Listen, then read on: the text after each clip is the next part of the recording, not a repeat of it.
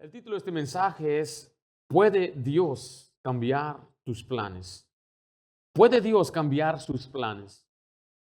El creyente debe mantenerse entusiasmado por decirle a otra persona de Cristo.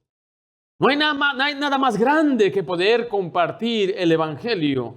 De manera individual y como iglesia debería ser nuestra prioridad. El plan de Dios para su iglesia, para cada creyente, es que anuncie el Evangelio a toda criatura. La iglesia local es de gran importancia. La Biblia le llama a la columna y baluarte de la verdad. Es el medio por el cual se lleva el Evangelio. La iglesia recibió la comisión de llevar el Evangelio y nosotros los creyentes que formamos la iglesia tenemos la responsabilidad de llevar el Evangelio a toda criatura. La única alternativa a este mandamiento es la desobediencia. Y hay muchos cristianos que tienen buen corazón, quizás leen su Biblia, oran, tienen buena familia, buenas relaciones con sus esposas, sus hijos, quizás se están sirviendo a Dios en algún lugar, son buenos obreros, pero les hace falta obedecer a Dios en este mandamiento. Y mucha gente piensa que al hacer otras cosas, mantienen a Dios feliz o satisfecho. Cuando en verdad eso es lo principal de una iglesia. Una iglesia que pierde este vigor empieza a mirar hacia adentro y no hacia afuera. Y pierde su propósito. Yo escuché de un hombre que era encargado de un faro. Su trabajo era mantener siempre esa luz brillando hacia el mar.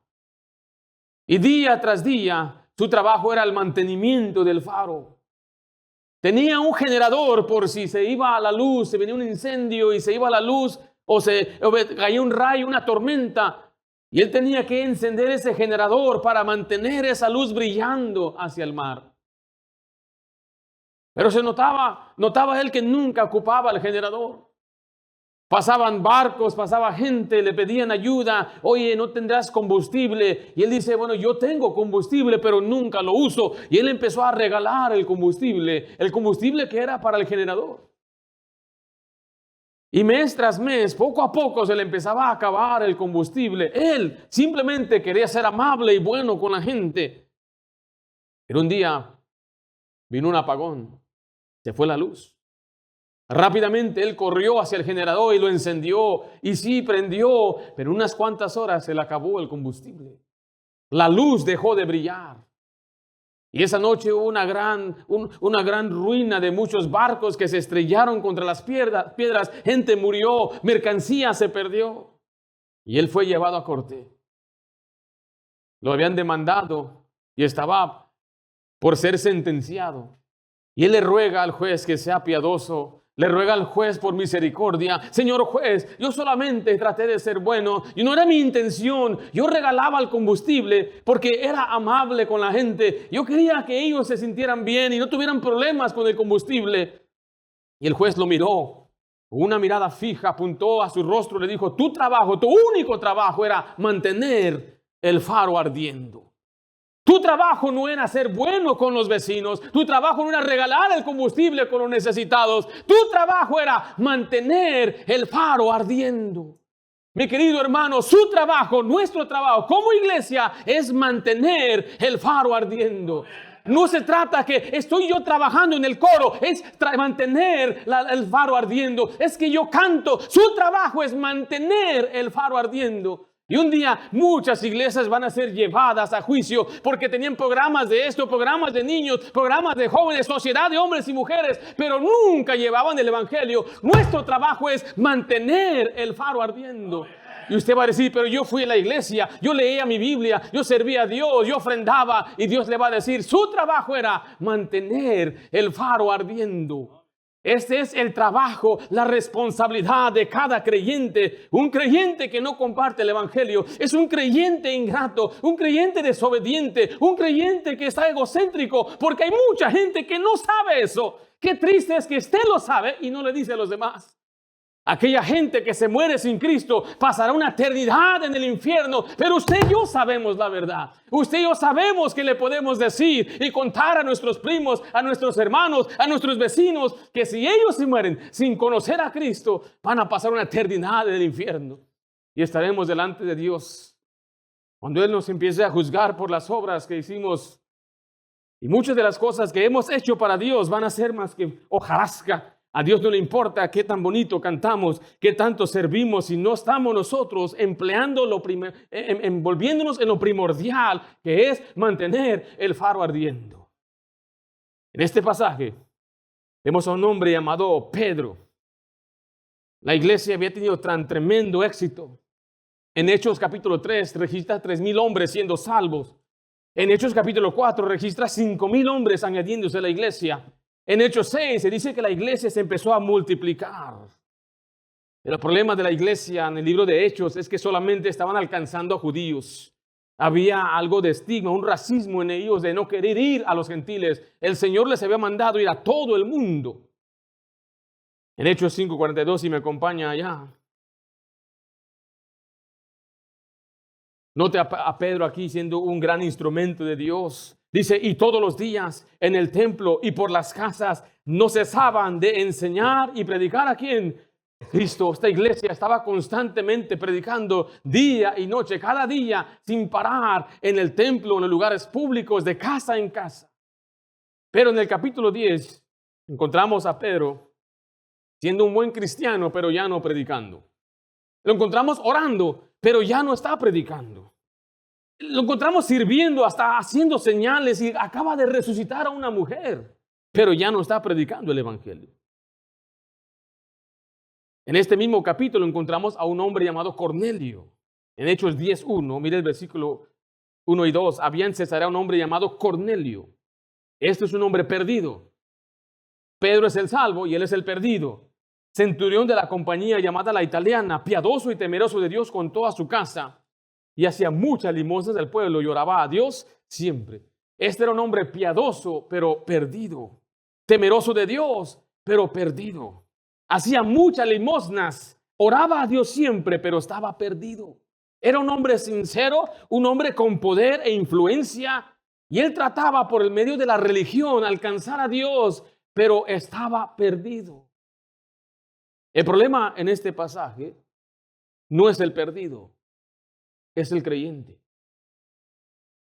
el salvo. Cornelio está perdido, Pedro es salvo. Cornelio tiene religión, Pedro tiene una relación con Jesús. Cornelio está confundido, Pedro sabe a quién ha creído. Y aunque Cornelio está buscando por una respuesta, no tiene ni una manera de hacerlo. El perdido se encuentra en una situación desesperada en la cual no hay nada que él pueda hacer respecto a su condición. Eso significa perdido. Un niño que se pierde, cuanto más él quiera encontrar el lugar donde debe regresar, no puede. Es una situación desesperada. Y el fervor de Pedro por las almas perdidas había menguado. Y muchos de nosotros podemos caer en esa situación, donde antes estábamos entusiasmados por evangelizar, por servir a Dios, pero ahora somos como Pedro, cómodos. El fervor de Pedro acabó, pero ahora viene Dios a cambiarle sus planes. Pedro ya tenía otros planes. Y nosotros podemos tener planes preparados, tenemos ideas de lo que queremos lograr, algunos hemos ahorrado, arreglar algún dinerito. Ya tengo mis planes, tengo mis asuntos en orden, pero déjele una pregunta. ¿Puede Dios venir hoy y cambiar esos planes? Usted dice, bueno, tengo este trabajo, no me permite quizás servir a Dios. ¿Podría Dios cambiar eso para usted? ¿Puede Dios cambiar sus planes, lo que hacemos los días, los sábados, los martes, cuando salimos a evangelizar? ¿Puede Dios cambiar eso para usted? ¿Tiene Dios derecho de hacerlo? No hay nada malo en tener planes, sueños y aspiraciones, pero el problema está cuando creemos que los planes que tenemos se tratan de nosotros. Los planes que Dios tiene de usted nunca se tratan de usted. Los planes que Dios tiene para usted siempre son para la gloria de Él. ¿Podrá Dios cambiar sus planes? Me pregunto, ¿habrá un Pedro aquí? Un Pedro que ya no está tan motivado. ¿Podrá Dios cambiar sus planes? Pero decía, yo sé lo que estoy haciendo, yo sé por qué estoy aquí. Estoy a alcanzar a los judíos. Y dice Dios, no, vengo a cambiar tus planes. ¿Sabe usted que nosotros somos el plan de Dios para la salvación del mundo? ¿Sí sabes o no sabes? ¿Tendrá Dios otro plan? Yo escuché una historia que Jesús llegó al cielo después de haber resucitado. Y obviamente esto no es una historia verídica, simplemente una ilustración. Y él llegó al cielo y lo recibe Gabriel. Señor, bienvenido, has terminado tu obra. Y Jesús responde con alegría, ahora que he terminado mi obra, le he dado a mis discípulos el trabajo de llevar el evangelio a todo el mundo. Y Gabriel le pregunta, pero si no lo hacen, Jesús le responde, yo no tengo otro plan. Si usted ve en la Biblia, no hay otro plan. No hay plan. El plan es la iglesia. El plan no es el gobierno. El plan no son los políticos, no son los artistas que a veces pensamos, se convirtió a Cristo este artista, él va a alcanzar. No es el trabajo de ellos, es nuestro trabajo. Nosotros somos el plan de Dios. ¿Podrá Dios cambiar sus planes? Algunos hasta para ser pastores, para ser misioneros, para dedicarse tiempo completo a la obra de Dios. ¿Podrá Dios cambiar sus planes? Es que yo no quiero servir eso. ¿Puede Dios pedirte que vayas? En este pasaje vemos cómo el Señor tuvo que redarguir a Pedro para cambiar de nuevo su plan. Número 1, vemos la posición cómoda. Pedro estaba cómodo. La palabra cómodo es una persona que está tranquila en un lugar. Y en este país, mi hermano, somos muy cómodos. Hay grandes comodidades. Yo doy gracias a Dios por este país. Y lo que tenemos, lo que Dios nos ha dado. ¿Se acuerdan algunos de nosotros ni electricidad teníamos en nuestras casas? No había ni agua potable. No había ni carreteras donde pasaba a nuestra casa. Pero aquí venimos a Estados Unidos, el Señor nos ha bendecido grandemente. Tenemos vehículos, carros, electrodomésticos, teléfonos, casas, lugares bonitos, ropa a morir. No me se haga, mi hermana, ¿cuántos zapatos no tenemos? Dios nos ha bendecido. Pero en este mundo, en este lugar tan cómodo, la prosperidad nos ha quitado el enfoque de lo eterno. Pedro se quedó en un lugar llamado Jope. Mire Hechos 9, versículo 43, por favor. Dice, aconteció que se quedó, ¿cuántos días? Muchos días en Jope, en casa de un cierto Simón curtidor. ¿Cuánto es muchos días para usted? Imagínese, quizás son meses o años. Se quedó mucho tiempo en un lugar llamado Jope. Pedro había viajado por muchos días, pero note lo que dice Hechos 1:8, a donde Dios lo había enviado. Su mandato, según la Biblia, era ir hasta lo último de la tierra. ¿Qué es lo último de la tierra? Yo he notado que de aquí de California, una de las distancias más lejos para nosotros es Italia, ese lugar, sería lo último de la tierra. Quizás hasta la Patagonia, hasta lo más bajo allá, donde termina Chile. Lo último de la tierra. Y Pedro es enviado en Hechos 1:8 hasta lo último de la tierra, pero recibiréis poder cuando haya venido sobre vosotros el Espíritu Santo y me seréis testigos en Jerusalén, en toda Judea, en Samaria y ¿hasta dónde? Y hasta lo último de la tierra. Pedro, tienes que ir hasta África, tienes que ir hasta Asia, tienes que ir hasta Europa. Pero él se quedó ¿en dónde? En Jope. Jope queda a 40 millas de Jerusalén. Es de aquí al aeropuerto de Los Ángeles. Dios le dijo hasta lo último de la tierra y ¿hasta dónde llegó? Jope. ¿Obedeció? ¿Por qué no? ¿A dónde llegó? Llegó a Jope. Dice la Biblia que estaba en una azotea muy cómodo.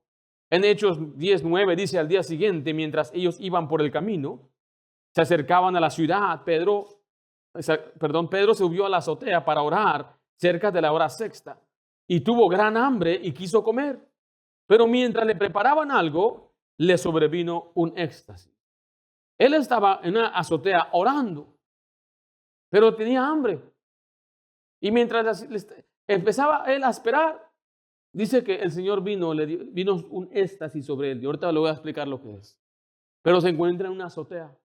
La azotea es el techo. En las casas orientales es un lugar donde ponen una sala y ahí tienen tiempo de relajamiento. Y ahí estaba. ¿A dónde lo mandó Dios? Hasta lo último de la tierra. ¿Y hasta dónde llegó? A Jope. ¿Sí ven Jope? Dice la Biblia que era una casa junto al mar. ¡Qué tremendo! Una casa en Malibu. Un hombre negociante, era un curtidor, un hombre de dinero. Y él posaba allí, esa era su casa. ¿Dónde vives? Mira, ahí al lado del mar, ahí mero vivo. Cómodo. ¿Se acuerda cuando ellos dejaron todo por seguir a Cristo? ¿Se acuerda que no tenían nada? Y le dijo, Señor, nosotros hemos dejado todo. ¿Qué recibiremos? Porque no tenían nada. Pero ahora vivir en una casa junto al mar. Estaba cómodo. Había tenido éxito. Miles ya habían sido salvos. La gente ya lo conocía. Tenía fama. La gente se sanaba con su sombra. Qué tremendo hombre de Dios. Pero ahora está nada más ahí esperando que le hagan de comer. Ya no está predicando. Recuerde cuando Pedro predicaba de casa en casa, sanó al paralítico en la puerta llamada La Hermosa, se paró firme contra el concilio, lo metieron preso varias veces, lo golpearon, lo metieron otra vez a la cárcel, un ángel lo saca, pero ahora ya no es una amenaza hacia el gobierno ni a los religiosos porque está cómodo en una azotea. Estaba orando, pero ya no estaba orando por las almas perdidas. Mira algunos pasajes en Hechos 1:14. Cuando ellos oraban en Hechos, era para que el Señor los usara para evangelizar. Hechos 1:14 dice, todos estos perseveraban unánimes en oración y ruego. Están orando para que Dios obre en ellos. En Hechos 2:42 dice, y perseveraban en la doctrina de los apóstoles, en la comunión unos con otros, en el partimiento del pan y en las oraciones. En Hechos 3:1 dice, Pedro y Juan subían juntos al templo a la hora novena, la de la oración. Los vemos una y otra vez orando, pero orando para que Dios les ayude a alcanzar a la gente, pidiendo a Dios que los llene de su Espíritu Santo para alcanzar a la gente, pero ahora está orando por su alimento. Gente estaba siendo salva, pero él dejó de orar por ella. ¿Usted está orando por los perdidos? Las iglesias tenemos listas largas de enfermos, pero ¿cuántos de gente inconversa tenemos? Dios acá queriendo llevarse a este enfermo al cielo y nosotros acá pidiéndole que se quede. Cuando deberíamos orar que Dios salvara a aquellos que si se mueren se van al infierno. ¿Tiene usted una lista de oración? Usted ora por su esposo que no es salvo, por su hijo que no es salvo, por sus papás que no son salvos. Me pregunto, ¿no le conmueve saber que tiene parientes que no son creyentes?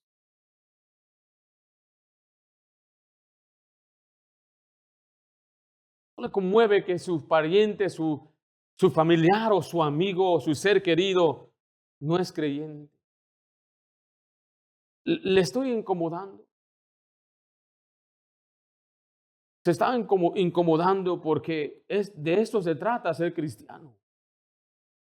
Era una misión de ir y dejar todo, pero ahora el cristianismo general es voy a la iglesia, cumplo y me voy, es parte de su vida, pero no es el centro de su vida y no es la misión de su vida. El creyente debe considerar esto como la misión más importante, empezando al orar por los perdidos. Está orando que Dios salve a las almas. Está orando que Dios salve a la gente de Santa Ana, de Tustin, de Orange, de Garden Grove, de Westminster, de Costa Mesa, de Irvine. Son las ciudades que nos rodean. Estamos orando, pidiendo a Dios, Señor, salva a los hispanos de Estados Unidos, salva a los americanos, a los morenitos, a los asiáticos. Señor, salva a este mundo. Hay un corazón por oración por las almas perdidas. Algunos dicen, no tenemos resultados cuando salimos a evangelizar. ¿Está orando? O sea, ir a evangelizar sin orar es como sacar una hacha y tratar de cortar un árbol y no está afilado la hacha. Y podemos criticar y decir, ¿dónde están? ¿Por qué la gente no se salva? Y ahí está dándole contra el árbol, contra ese árbol y no pasa nada. Pero cuando usted ora y ora y ora y ora y ora, no solamente oramos el sábado aquí, mi querido hermano, ore desde el lunes, martes, miércoles, jueves, viernes y saliendo el sábado. Entonces Dios puede obrar. Puede orar por su pariente y usted ore por él y dice, Señor, dame una oportunidad para hablarle. Yo pude ver a mi papá guiar a mis abuelos a Cristo, pero él oraba mucho tiempo por ellos. Y cuando él empezó a hablarles de Cristo, hasta me dio miedo que rechazaran a Cristo. Me salí de la cocina. Dije, yo no quería ver a mis abuelos rechazar a Cristo. Mis abuelos eran tremendos. Mi abuela sigue siendo tremenda. Y yo volteaba hacia donde estaba la mesa y mi papá hablando y mirando la reacción de mis abuelos. Y ellos meneaban la cabeza, veía su rostro quebrantado. Y después miré cómo ellos recibieron a Cristo como Salvador. Pero papá me dijo, yo oré 10 años por mis papás. Muchos de nosotros, yo no comprendo cómo usted puede tener un familiar que es incrédulo y no ora por él. No, eso no lo entiendo. ¿Cómo puede pasar día tras día sin clamar el nombre de Dios, al nombre de su pariente, a Dios, Señor, salva a mi pariente, salva a mi esposa? No lo comprendo. Yo no puedo comprender cómo usted puede ir a dormirse mirando televisión y pasar noches mirando tantas cosas sucias en la televisión, sabiendo que tiene un pariente que no es salvo.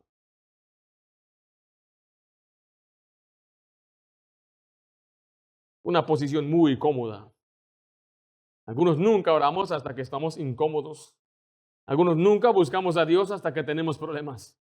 Y en este caso, muchos no hablan de Cristo a otros porque están muy cómodos. Pedro ya estaba muy cómodo. Note en segundo lugar la proclamación clara.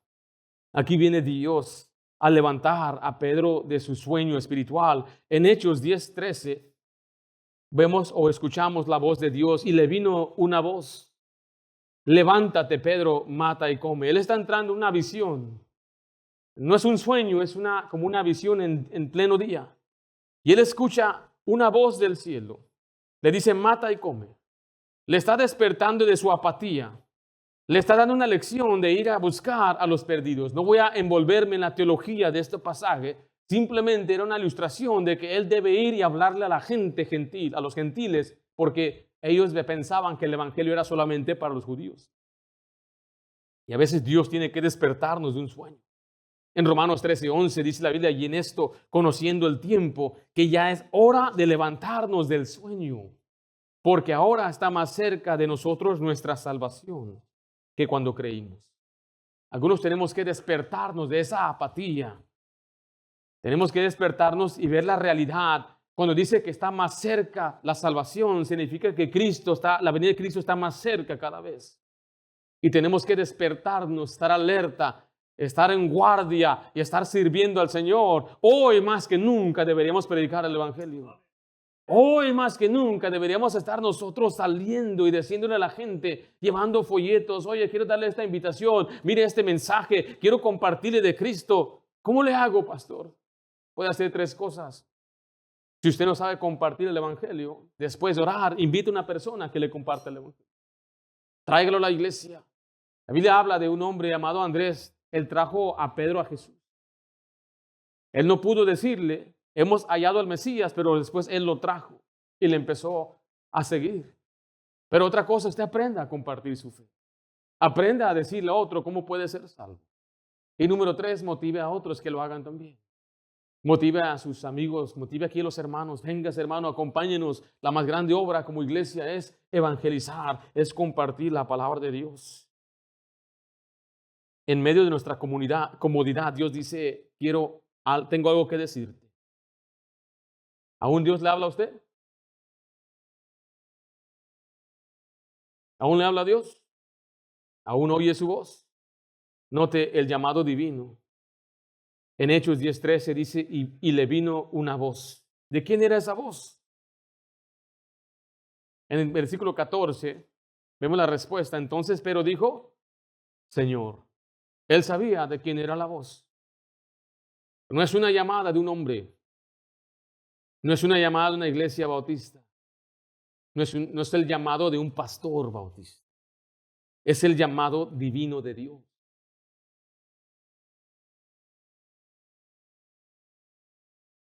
Me dijo una vez un hombre a mí, un sectario, después de que le empecé a contradecir bíblicamente la salvación por fe, no por obras, la salvación por gracia.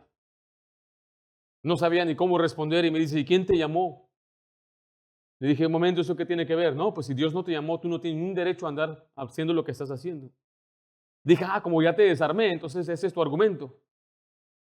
Y yo no debería decir nada. Dios me llamó. ¿Cómo te llamó?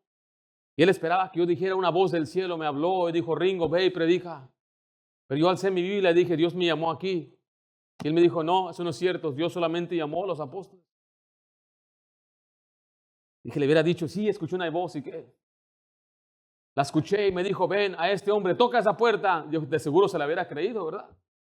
Saca la cartera de una vez, también le hubiera dicho. Pero aquí es donde Dios nos llama. El llamado aquí está.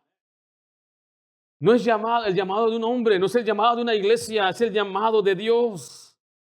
Cualquier pastor en cualquier iglesia le encantaría tener a un hombre que diga, pastor, yo voy a ir a evangelizar. Va a decir, échale ganas, hijo, échale ganas.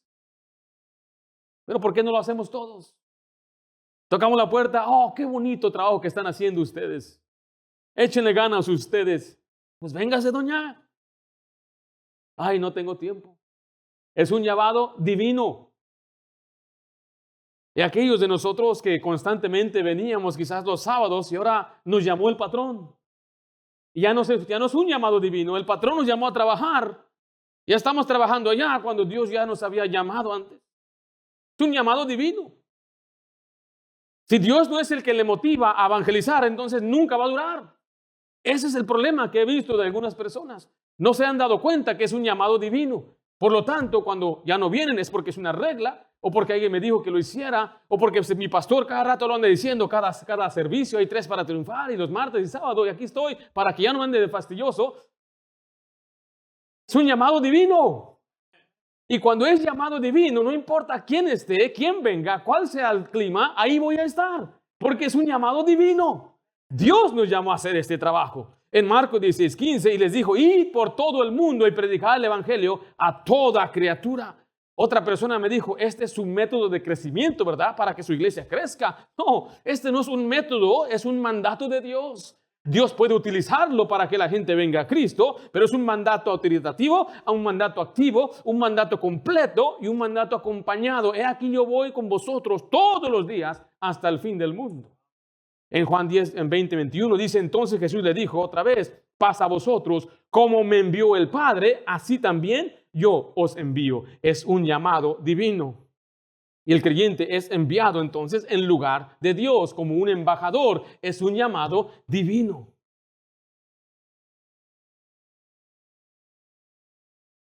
¿Un llamado qué?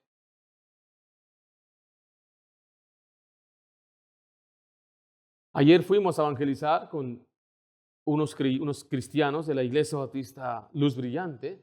Y un muchacho llamado Ricardo, primera vez que él salió a evangelizar. Y andaba bien nervioso. Me dijo, estoy nervioso. Yo le dije, ¿de qué estás nervioso? No sé, es la primera vez que hago esto. Ya me doy cuenta que algunos dicen, es que no sé qué voy a decir.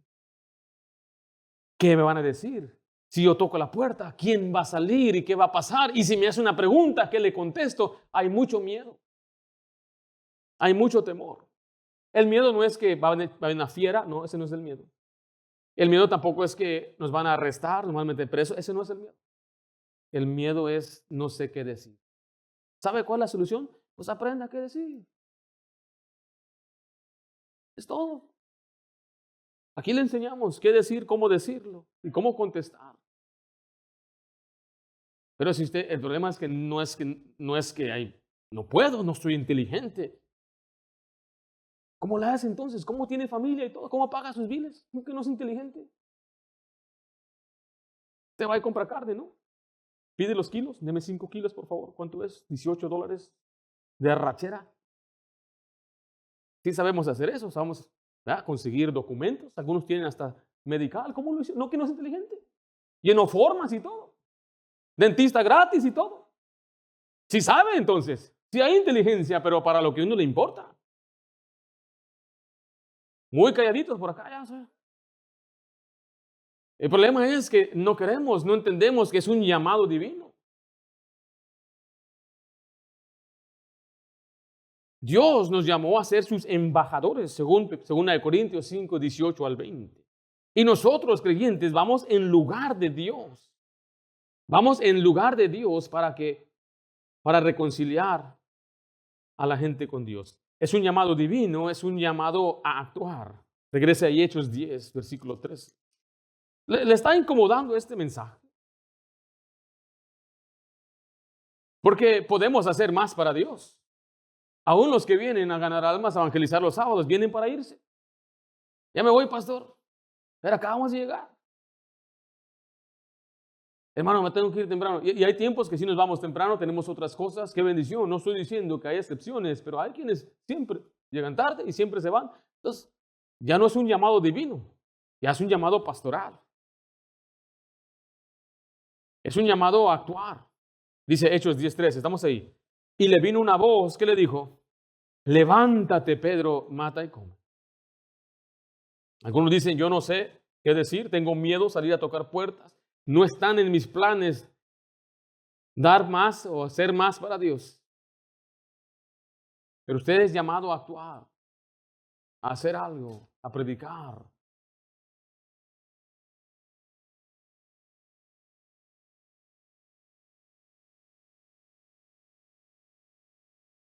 ¿Cómo supo usted de Cristo? Usted solo dijo, ¿sabes que yo necesito a Cristo? Aunque usted quisiera buscar a Cristo, usted no supiera cómo alcanzar a Cristo. Así como Cornelio. Cornelio buscaba a Dios, pero no alcanzaba salvación. Tanta gente que hoy, la gente, yo no comprendo por qué a veces la gente dice, hoy la gente no quiere venir a Cristo. ¿Cuánta gente está buscando a Dios en tantas iglesias? Tanta gente yendo cegada, adorando y alabando y todo, haciendo un montón de cosas sin conocer a Dios. La gente está interesada. El problema somos nosotros, que no les decimos la verdad. Alguien les llevó la verdad. Alguien les llevó la mentira antes de que nosotros lleváramos la verdad. En Hechos 1:8 vimos ya que era ir a toda región, estado, país en el mundo. En Hechos 5:42 vemos los lugares, decían el templo, por las casas. Hoy no tenemos templo, pero tenemos una iglesia. Aquí se predica el evangelio. Si usted puede notar, siempre que hay un visitante, hay un grupo de hermanos preparados para poder compartir el evangelio. Algunos de ustedes recibieron a Cristo en la iglesia, aquí, en este lugar, o en aquel lugar allá. Pero es porque estábamos interesados en compartir el evangelio en las casas. Vamos de casa en casa, tocando puerta en apartamento y apartamento. Nos gusta ir a los apartamentos porque están aquí todos, una puerta aquí, aquí sigue la otra puerta. Y tocamos la puerta. Y siempre vemos en la Biblia, Jesucristo iba tras los pobres. La Biblia claramente enseñaba que los ricos no tenían necesidad de Dios, pero los ricos seguían a Jesús. Jesús iba tras los pobres y los ricos seguían a Jesús. O sea, Dios de todos modos va a financiar su ministerio.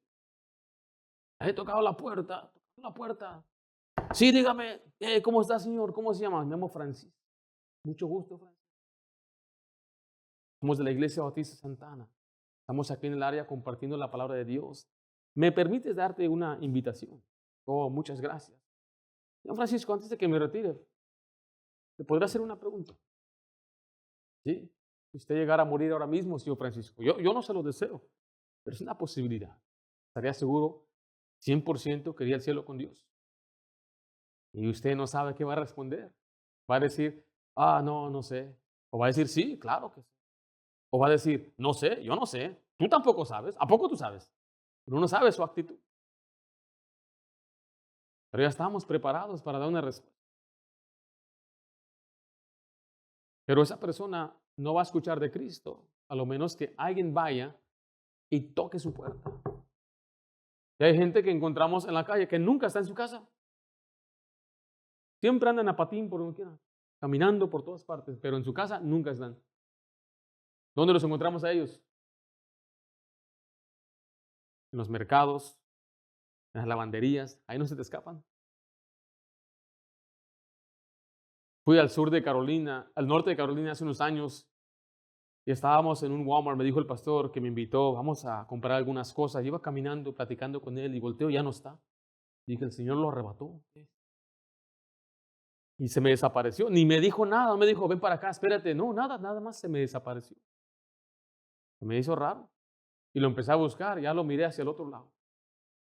Andaba hablando con una persona en Walmart y le empezó a compartir el evangelio. Yo nada más me acerqué así despacito, ¿verdad? Porque ¿qué nos hacen aquí? ¿Qué nos harían? Entonces yo más me acerqué así como lejitos, ¿sabes? Como te conozco, pero no te conozco.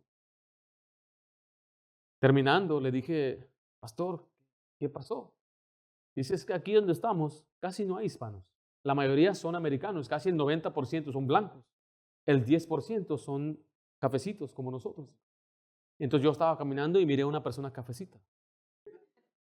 Miré la piel y rápidamente fui y lo enfrentó y le compartió el evangelio a él y a su esposa. Dije, wow. El sábado después del entrenamiento, evangelismo, fuimos a evangelizar y fuimos a un Ross. Dije, ¿vamos a estar aquí en el estacionamiento? No, vamos a meternos a Ross. Dije, esto va a estar muy interesante. Ahí está la gente moviendo la ropa y ellos, hey, ¿qué tal? ¿Cómo estás? Somos de una iglesia, una ropa. Y ahí probándose la ropa, se meten ahí con ellos, lo esperan afuera. Yo miré, me quedé muy fascinado porque decían, queremos compartirle a la gente, pero no podemos ir de casa en casa porque no sabemos dónde están. Están regados por todo el estado, tanta gente americana, entonces tenemos que ser creativos. Vamos a los lugares donde están los hispanos, a las pulgas, decían, a los swap meets, a los mercados mexicanos, a las escuelas públicas. Pero nosotros podemos tocar la misma puerta en un mismo año unas 5 veces y nos sale 5 diferentes personas. ¿No estaba Francisco aquí? Está trabajando. ¿Y tú cómo te llamas? Felipe. Llega la siguiente semana, busco a Felipe. No está. ¿Y tú quién eres? Pero sí vive aquí, Felipe. Sí, aquí vive. Como 20 personas. ¿Te acuerdan acá de ese apartamento? ¿Cuántos había? ¿Cuántos hombres habían? Como 12. Ahí fue donde el hermano Wolfgang ganó su primer alma. ¿Correcto, hermano Wolfgang? Tremendo. El problema es aquí no es la gente, somos nosotros. Nosotros somos el problema. Vaya a Romanos 15, mire, quiero que usted vea, porque es un llamado a actuar o a accionar. Esto requiere esfuerzo, quiere ánimo, quiere vigor, quiere entusiasmo. Romanos 15, 19 dice, con potencia de señales y prodigios en el poder del Espíritu de Dios, de manera que desde Jerusalén y por los alrededores hasta Ilírico, él sí fue más allá de Jope, Pablo, todo lo he llenado del Evangelio de Cristo. Y de esta manera, dice, me esforcé a predicar, ¿qué? Note entonces que el Evangelio requiere esfuerzo, no donde Cristo ya hubiese sido nombrado, para no edificar sobre fundamento ajeno. Pablo dijo, yo me esforcé, yo me levanté, yo fui, yo anduve de casa en casa, estuve predicando en lugares públicos, pasé ciudad tras ciudad tras ciudad, nación tras nación, hasta que llegué a Ilírico, hasta lo más lejos posible, predicando el Evangelio. ¿Usted no cree que esta iglesia la empezamos con ese esfuerzo, con ese deseo, con ese anhelo que nos ha impulsado a llevar el Evangelio? Desde antes que nuestra iglesia iniciara, mi esposa y yo y mi familia empezamos a ir aquí a la Mini, a evangelizar, a tocar puertas, a hablarle a la gente de Cristo, y empezamos por otras calles y otros lugares. Esta es una iglesia que ha nacido con un corazón que quiere que otra gente conozca a Cristo, porque es un llamado divino y es un llamado a actuar, pero es un llamado personal. En Hechos 10:13 dice la Biblia, le vino una voz, levántate, dice ahí, Pedro. Pedro le llamó por su nombre. El Señor le da una orden directa.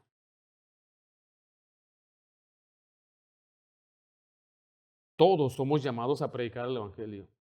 En Hechos 15, mire versículo 35, porque hay gente que nos ha dicho que no todos deberían. Solamente cierto grupo. Alguien dijo, no es mi don. No aparece en Romanos 13 ni en Corintios 12, 13 y 14 como un don. Los dones son para edificar a la iglesia.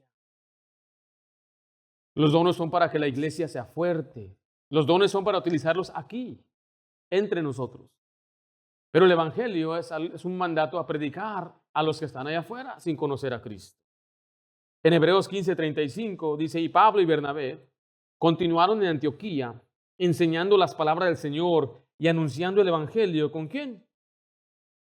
Con otros muchos. Ahora, ¿era Pablo y Bernabé uno de los 12 discípulos que recibieron el mandato en Marcos 16? No. ¿Eran ellos quienes recibieron el mandato en Mateo 28? Tampoco eran parte de ese grupo. ¿Eran ellos los que recibieron el mandato en Juan capítulo 21? Tampoco.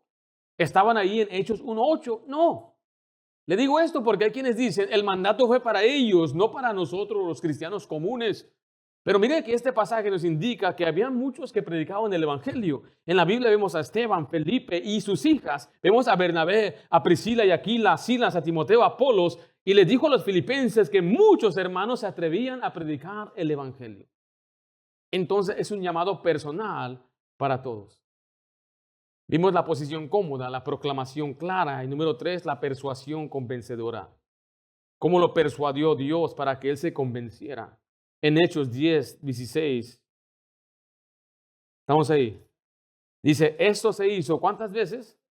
3 veces vino el Señor a decirle, Pedro, mata y come. Pedro, levántate. Pedro, ve y acciona. Pedro, obedéceme. ¿Cuántas veces? 3 veces. Note la respuesta de Cornelio después de que él escuchó la voz de Dios en Hechos 10:17. Estamos ahí. Y mientras Pedro estaba perplejo dentro de sí sobre lo que significaba la visión que había visto, he aquí los hombres que habían sido, ¿qué cosa? Enviados por Cornelio, los cuales preguntaron por la casa de Simón, llegaron a la puerta. Bueno, Josué, ¿puedes venir aquí, por favor? Aquí tenemos a Pedro. ¿Tú eres Pedro? Y acá está Cornelio. Cornelio, venga para acá, Cornelio, por favor. Los dos recibieron el llamado divino. Él recibió el llamado divino para decirle a él de Cristo. El llamado divino de él fue que enviara a un siervo que le dijera a él que viniera a él. ¿Cómo? Aquí viene el ángel, yo soy el ángel. Hasta para acá, mano, todavía no. Allá atrás. ¿Ya lo cortaste? No. Está orando Cornelio. Y el ángel le dice, Cornelio, envía a traer a un hombre que se llama Pedro. Él posa en un lugar que se llama Jope. Y en cuanto él recibió el mensaje, él rápidamente llama a su siervo y lo manda que vaya a buscar a Pedro. Inmediatamente. ¿Okay? Adelante para acá, mano. ¿Okay? Buen trabajo, buen trabajo. Y él recibe el llamado divino y él dice no. 3 veces. Él no es creyente. Él no es salvo. Y es más obediente que el creyente. ¿Cuántos cristianos somos así? Que vemos a veces esta gente que no es ni siquiera creyente y vive una vida hasta quizás mejor que nosotros. Esta es la perspectiva carnal que tenía Pedro. Pedro dijo 3 veces no y se contradijo porque dijo, Señor, no. Imagínense, le llama Señor y enseguida le está respondiendo que no le va a obedecer. Jesús mismo dijo, ¿por qué me llamáis Señor, Señor y no hacéis lo que yo digo? Le dice, mata y come. No, Señor, no. 3 veces. Y mientras él está siendo testaduro y renuente hacia el llamado de Dios, aquí viene el siervo obediente de un incrédulo para poder llevarle el evangelio a él, porque esa es la meta. Dios quiere que él le diga a él. Él es perdido, él tiene influencia y dinero, pero perdido, tiene religión, pero está perdido. Él tiene todo, pero lo que él no quiere hacer es decirle. Y ese es el problema de los cristianos el día de hoy. Una perspectiva carnal, egocéntrica. Es que yo no puedo, es que nunca yo lo he hecho, es que yo, y siempre es yo y yo.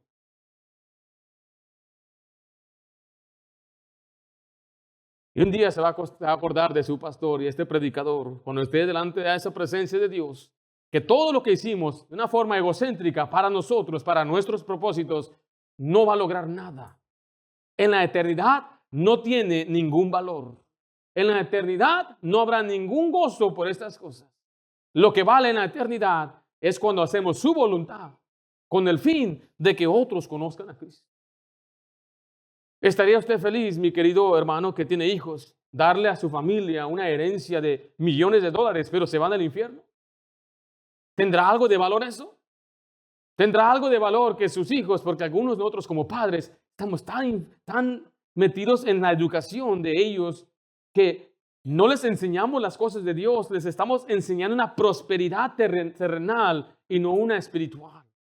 Y muchos de nuestros hijos, lamentablemente, nunca van a llegar al conocimiento de la salvación. Se van a perder porque les estamos tratando de enseñar algo terrenal, una prosperidad terrenal. No hay nada mal si usted hace lo primero y Dios de todos modos le bendice.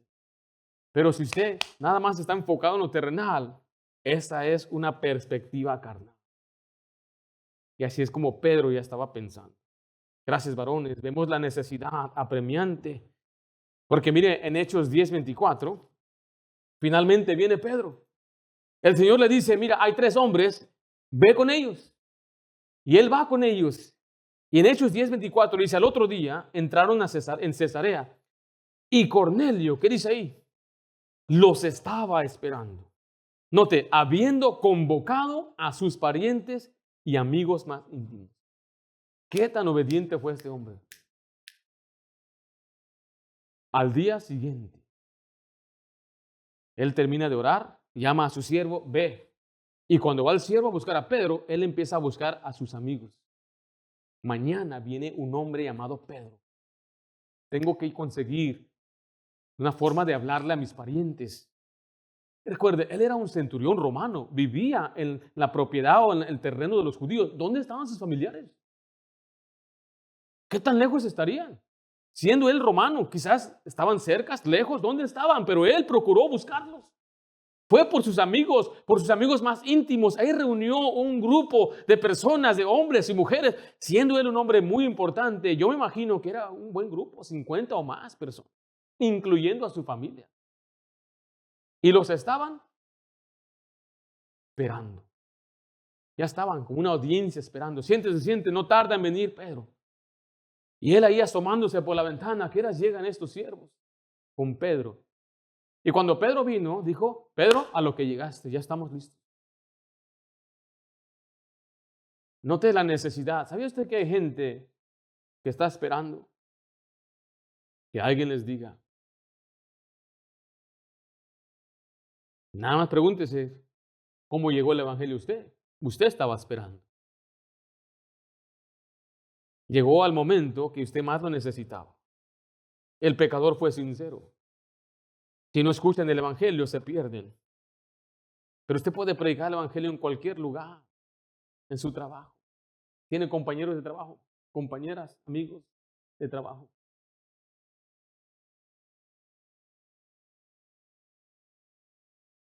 Te proponga ese estudiante ahí en la escuela, voy a decirle a mi amigo de Cristo. Pero ¿qué va a pasar? ¿Qué va a decir? Mire, pase lo que pase. ¿Vale la pena? ¿Me va a dejar de hablar? Pues que te deje de hablar. Pero tú puedes irte con tranquilidad que le dijiste a tu amigo. Nosotros trabajábamos cortando madera para hacer gazebos, unas casitas para jacuzzis. Mi trabajo era puro pintar la madera con una pintura especial. Y un día pasó un varón de Oaxaca, se llamaba Feliciano. Acababa de llegar de México, tenía unas cuantas semanas y estaba buscando trabajo. Y el patrón me lo acercó, que era un hermano también, y me dijo, Ringo, él es Feliciano. Y él va a trabajar aquí, enséñale a pintar. Ya le dije, mira, ¿cómo está, señor Feliciano? Aquí estamos, Luis, para servirle. ¿Por qué no pasa por acá? Y le dije, agárrese esa brocha. Y le empecé a enseñar cómo se pintaba. Pero algo me redarguía. Muchos de los que venían, trabajaban un día, ya no regresaban. No les gusta el trabajo, no les gusta la paga, algo. Entonces dije, yo no sé si Feliciano va a regresar mañana. Hoy es la única oportunidad que yo voy a tener. Yo estaba dentro de mí luchando. Finalmente le dije, Feliciano, si escuchas la música, nuestro patrón ponía música cristiana. Somos cristianos aquí. ¿Tú vas a alguna iglesia? Ya, me dijo. Le dije, ¿te puedo hacer una pregunta, Feliciano? Y él dejó de pintar, dejó la brocha y luego se cruzó la mano y me dijo, a ver.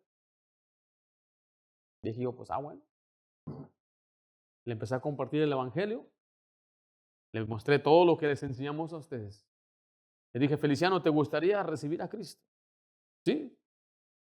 Así, pero rápido. Yo sospeché, yo dije, este lo hace nada más porque es su primer día, quiere quedar conmigo, piensa que soy su patrón. Y bueno, recibió a Cristo, me agradeció por ello, lo invité a la iglesia. Nunca vino a la iglesia Feliciano. Yo duré unas cuantas semanas más, me fui. Había otros hermanos que trabajaban ahí y recibí una llamada de uno de los trabajadores, se llamaba Reyes. ¿Qué tal, hermano Reyes? ¿Cómo estás? Oye, Ringo, quiero felicitarte. ¿De qué? Acabo de sentarme con Feliciano y le quise yo compartir el evangelio y él me dijo que él ya era salvo. Yo le dije, ¿a poco? ¿Cómo ya eres salvo? Y él dijo, Ringo me compartió. Y le pregunté y me dio puras respuestas correctas. Y dice, qué bendición, ¿cuándo le hablaste de Cristo? Y dice, el primer día que entró a trabajar. Y yo estaba muy sorprendido porque yo mismo era muy escéptico de lo que había sucedido. Pero uno nunca sabe. No sabemos. Por eso quítese esos pensamientos. ¿Y dónde están? ¿Y por qué no son salvos? ¿Y qué tal si no quieren? ¿Y qué tal si no hicieron de corazón? Usted no sabe. De seguro hay gente que duda de usted. ¿Y de mí? Y hay gente que está preguntando por usted. ¿Dónde está aquel hermano que fue salvo? Aquí está. Hermano, alguien te busca. Hay unos que no fueron salvos aquí en esta iglesia, fueron salvos en otra iglesia, en otro lugar. Dios los ganó allá. Alguien le compartió el evangelio. Pero la gente siempre está, ¿dónde están? No lo veo, no lo veo. Hermano, le buscan a usted. No, usted fue salvo aquí, ¿verdad? ¿Alguien te busca en Rosarito, hermano? ¿Sí me estoy explicando? Oh, mi querido hermano, es mi deseo, anhelo que este día usted sea reavivado, porque es lo que pasó con Pedro. Pedro fue reavivado. En Hechos 10:37 vemos que él empezó a predicar de Cristo. Vemos que él se acordó, él empieza a dar el testimonio de todo lo que él observó en la vida de Cristo y cómo el Señor empezó a obrar. ¿Y qué sucede? La gente fue salva. Mire Hechos 10:44. Mientras aún hablaba Pedro estas palabras, el Espíritu Santo cayó sobre todos los que oían el discurso. Y los fieles de la circuncisión que habían venido con Pedro se quedaron atónitos que también sobre los gentiles se derramase el don del Espíritu Santo. Note qué sucedió. La gente escuchó, la gente creyó y el Espíritu Santo vino sobre ellos. Esta es la obra de Dios, la obra que usted y yo no hacemos. Usted y yo llevamos el Evangelio, ellos creen y el Espíritu Santo viene a morar en ellos.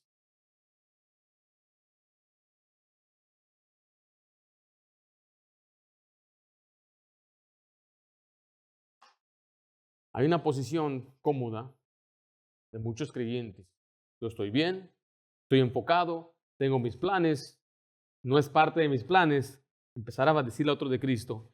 ¿Puede Dios cambiar sus planes? Hemos una proclamación clara donde Dios nos da un llamado divino, un llamado a acción y un llamado personal. ¿Podría Dios cambiar sus planes? Vemos cómo Dios tuvo que persuadir y convencer a Pedro 3 veces. Muchas veces Dios usa al predicador para persuadirle, para poder recordarle y para poder redarguirle. Algunos que han dejado de venir a evangelizar, venga a evangelizar. No falte, que no pase ni una semana. Usted deja una semana pasar, empieza a enfriarse.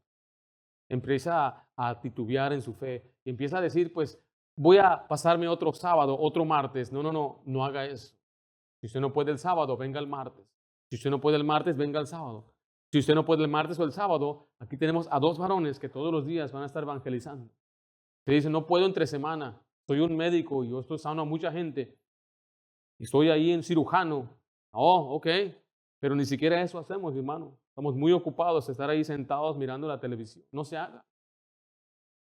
Dios tiene que decirle, levántate 3 veces, 5 veces. Cada servicio aquí se le va a decir, tenemos que salir a evangelizar, a decirle a otros de Cristo. Pero recuerde, es un llamado divino. Si no es Dios el que le está convenciendo, entonces usted va a parar por cualquier cosa. Pero cuando comprendemos que es Dios que nos llama, lo hacemos aunque nadie vaya. Aunque yo voy solo, estoy dispuesto a hacerlo.